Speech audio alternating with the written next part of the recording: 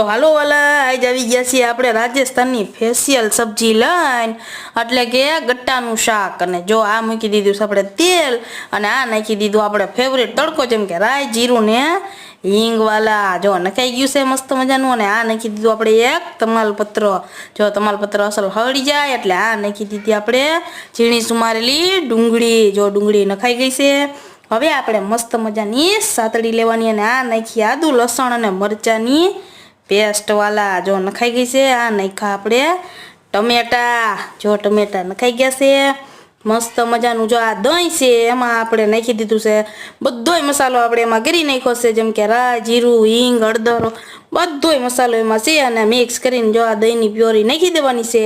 ઉપરથી નાખી દેવાનો છે આપણે ગરમ મસાલો. વાલા જો નખાઈ ગયો. અને હવે આપણે પાછું ફરીથી મિક્સ કરી લઈએ. અને નવા હોય ચેનલમાં તો લાઈક, શેર ને સબસ્ક્રાઈબ કરવાનું ભૂલતા નહીં. તો જો આ મિક્સ કરવા માંડ્યા છીએ. અને ગટ્ટા આપણે તૈયાર જ રાખ્યા છે. ગટ્ટાની જે રેસીપી જો શીખવી હોય તો બીજી આપણી કાલે આવી જાય વાલા, એ રેસીપી તમે જોઈ લેજો આપણી ચેનલ ઉપર. તો જો આ તૈયાર થયેલા ગટ્ટા આપણે નાખી દીધા છે. તો જો મસ્ત મજાનું ગટ્ટાનું શાક બની ગયું છે.